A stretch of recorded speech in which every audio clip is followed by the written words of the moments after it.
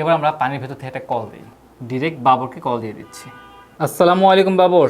দেখেন যেটা ব্ল্যাক অংশ, হ্যাঁ সেখানে কিন্তু কোনো আলো দেখবেন না, যেহেতু আলো নেই এতে বোঝা যাচ্ছে যে এবার আমরা দেখবো যানবাহনে এই ওয়াচটার পারফরমেন্সটা কীরকম, ফেক রিডিং দেখায় কিনা সেটা আমরা যাচাই করবো। 6 কিলোমিটার বেগে দিয়ে দিলাম।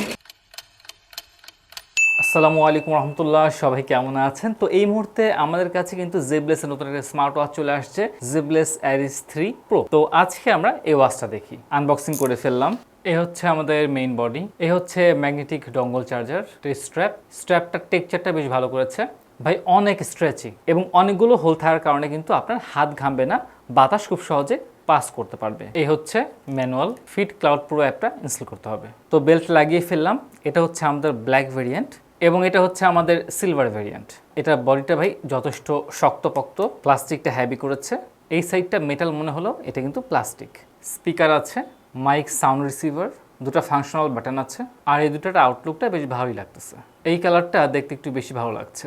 এই ব্ল্যাক স্ট্র্যাপ একটা সমস্যা আছে, স্ট্র্যাপটার পেছন পাশটা একটু স্টিকি টাইপের, অর্থাৎ অনেকদিন ব্যবহারের পর এই প্লাস্টিকটা কিছুটা আঠালো হয়ে যেতে পারে।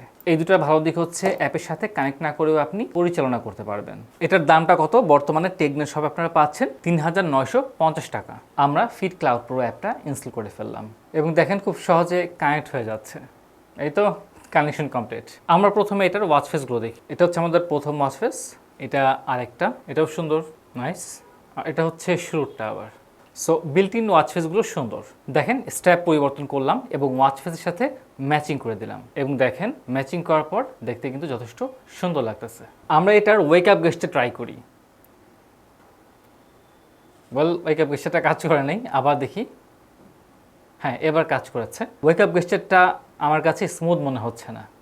দেখেন ওয়েক আপ গেস্টারটা খুব একটা ভালো করে নেই, আরও ভালো করতে হবে ওয়েক আপ গেস্টারটাকে। এই ক্ষেত্রে সফটওয়্যারটা খুবই উইক মনে হচ্ছে, আমি এটাকে 10-এর মধ্যে 2 দেবো ওয়েক আপ গেস্টারকে। এবার আমরা সেন্সর টেস্ট করি।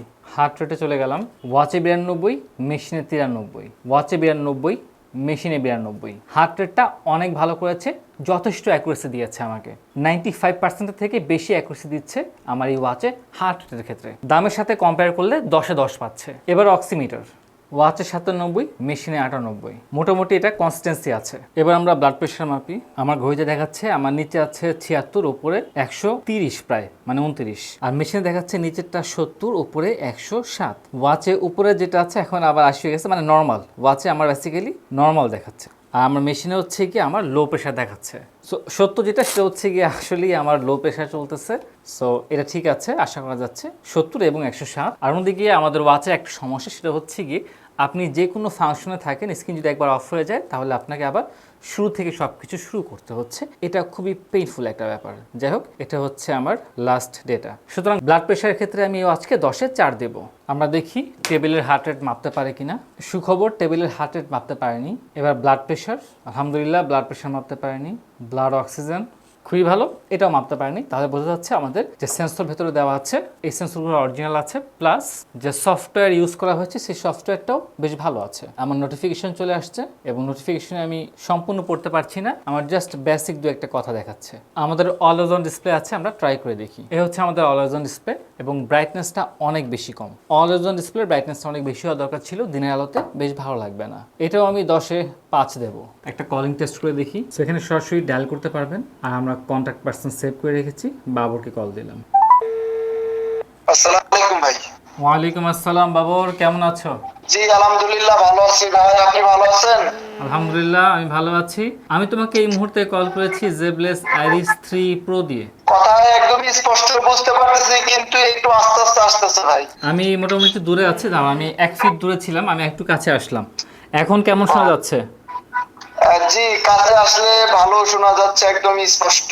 আচ্ছা, আমি তোমার সাউন্ড খুব ক্লিয়ারলি শুনতে পাচ্ছি। তুমি কি কোথায় আছো এখন? ভাই আমি আছি আমাদের টেকডেনের দ্বিতীয় শোরুমে, যেই জায়গায় আপনার মোবাইলের যাবতীয় পার্টসপাতি পাওয়া যায়, যেমন কেবল, চার্জার, হাবিজাবি অনেক কিছুই। তারপর একটা রুমের ভিতরে আছি তো এর জন্য হয়তো সাউন্ড আপনি একটু জোরে শুনতে পাচ্ছেন। ঠিক আছে বাবু, সমস্যা নেই, তোমাকে অসংখ্য ধন্যবাদ। তো আপনারা শুনতে পারলেন, আমার কাছে পার্সোনালি এটার যে স্পিকারটা আছে, one of the best speaker আমার কাছে মনে হয়েছে, এবং প্রচুর লাউড ছিল, এবং লাউডের পাশাপাশি কিন্তু কোনো নয়েজ ছিল না, এবং আমি ওর ভয়েসগুলো খুব ক্লিয়ারলি শুনতে পারছিলাম, এবং ভয়েসগুলো ফেটে যাচ্ছিল না। এটা খুব ভালো করেছে। আমার সাউন্ডটা মোটামুটি খারাপ শুনে নেই, ভালোই শুনেছে মনে হলো। তো আমার যেটা মনে হচ্ছে, আপনারা যারা বাইক ব্যবহার করেন তারা কিন্তু বেশ ভালোভাবে এটা ইউজ করতে পারবেন, খুব ভালোভাবে শুনতে পারবেন। কলিং এর ক্ষেত্রে ডেফিনেটলি আমি এটাকে প্রাইসের কথা বিবেচনায় রেখে 10-এ 9 দিব। এবার আমরা জিবলিসের ডিসপ্লেটা টেস্ট করে দেখি।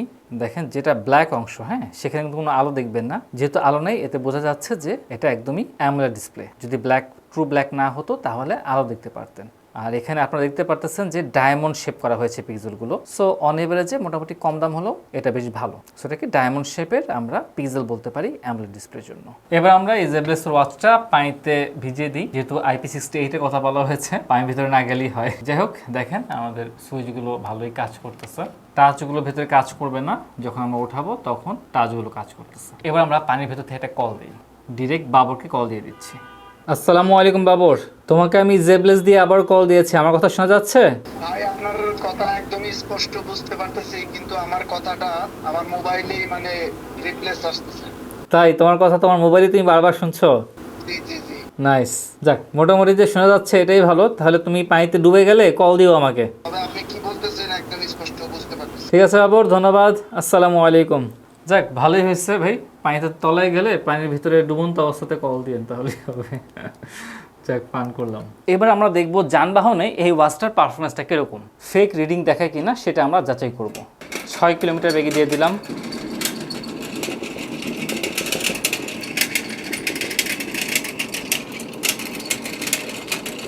অনেক সময় দেখা যায় যে যানবাহনে থাকলেও রিডিং দেখায়, সেই জন্য আমরা এটা করতেছি।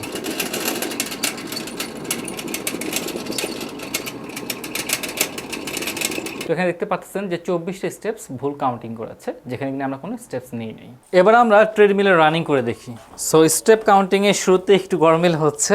সো ওয়াকিং এর যেটা আছে অ্যাকুরেসি দিচ্ছে না। মোটামুটি এখানে যখন 50 আমার হাতে, তখনও দেখা যাচ্ছে 25-এর মতো করে। আর খুব দ্রুত বাড়তেছে না, জাম্প করে করে বাড়তেছে। হয়তো 25 আছে, তারপরে 40 হয়ে গেল, তারপর হচ্ছে 60 হয়ে গেল, এরকম।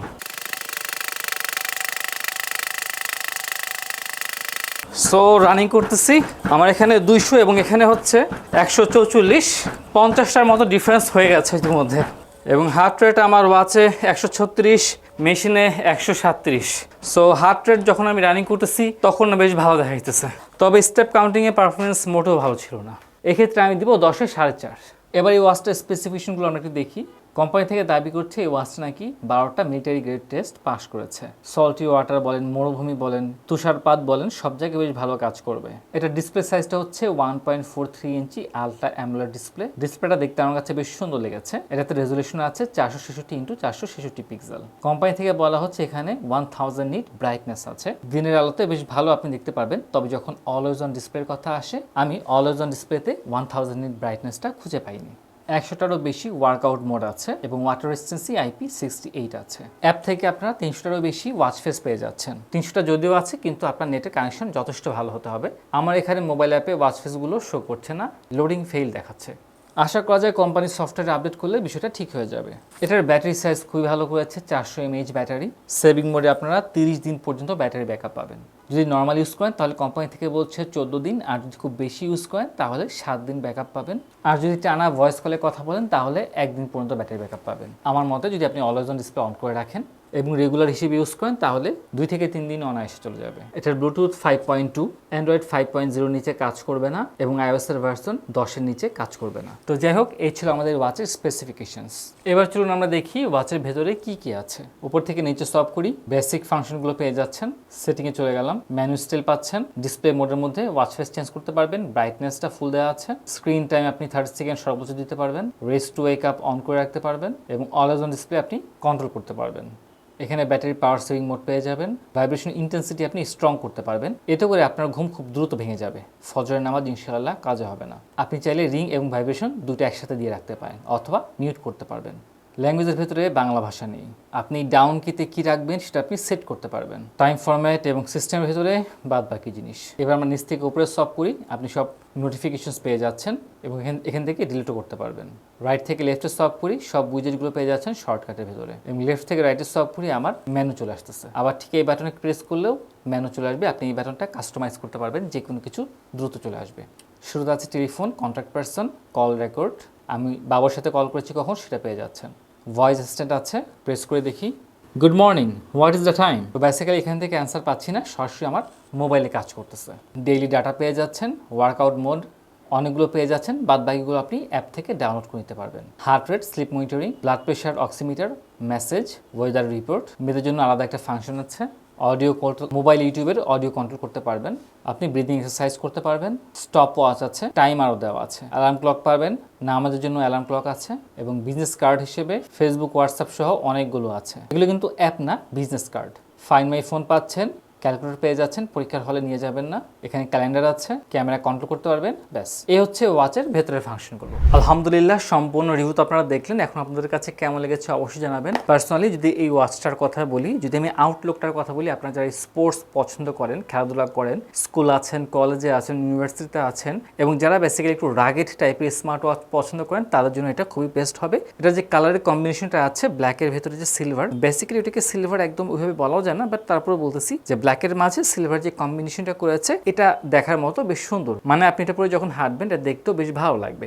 তো যদি আমি আউটলুকের কথা বলি, হ্যাঁ, রাগেড একটা স্মার্ট ওয়াচ, রাগেড ফিল আছে, স্পোর্টি লুক আছে, এবং যেহেতু এটা মিলিটারি গ্রেডেড, সুতরাং ধুমধাম করে কিন্তু ভাঙার অবকাশটা নেই। আপনি যখন রাফ অ্যান্ড টাফ চলাফেরা করেন, বাসে যাচ্ছেন, এখানে যাচ্ছেন, সেখানে যাচ্ছেন, সেই ক্ষেত্রে এই ওয়াচটা বেশ ভালো হবে, বেশ হ্যান্ডি হিসেবে কাজ করবে। আর যেহেতু কলিংটা বেশ ভালো, সুতরাং আপনি বাসের ভিড়ে থাকেন বা যেখানে থাকেন বাংলাদেশের রাস্তাঘাট, আমার মনে হয় কলিংটা বেশ ভালোভাবে আপনাকে সাপোর্ট দিতে পারবে। এবং হ্যাঁ, সেই সাথে কিন্তু বেশ কিছু নেগেটিভ সাইড আছে, এবং এগুলো কিন্তু আপনারা অলরেডি দেখেছেন। তো যাই হোক, এখন আপনাদের পার্সোনাল মতামতটা কি, আপনাদের সিদ্ধান্ত কি, এবং আপনারা কারা কারা এই ওয়াচ ক্রয় করেছেন এবং ব্যবহার করতেছেন। মানে আমি যদি ভাই দামের সাথে কম্পেয়ার করি, তাহলে কিন্তু আবার বলা যায় এটা বেশ ভালো একটা অফার করতেছে আপনাকে, কারণ এই দামের ভিতরে এত কিছু কিন্তু আসলে পাওয়া যায় না। যখন আপনার প্রাইসটা অনেক বাড়ায় ফেলবেন, তখন হয়তো অনেক কিছু ইনক্লুড করার অপশন থাকে, বাট এটার যেহেতু দামটা কম, তো মিনিমাম দামের ভেতরে যতটা সম্ভব ম্যাক্সিমাম আউটপুট দেওয়ার চেষ্টা করতেছে, এটা ঠিক। তো সেই সাথে অবশ্যই কিছু নেগেটিভ ঠিক তো থাকবে। তো যাই হোক, আপনারা যারা ব্যবহার করছেন, আপনাদের ব্যক্তিগত মতামত কিন্তু কমেন্টে জানিয়ে দেবেন। তো আজকে এই পর্যন্তই, সবাই ভালো থাকবেন। আসসালামু আলাইকুম রহমতুল্লাহি ওয়া বারাকাতুহু।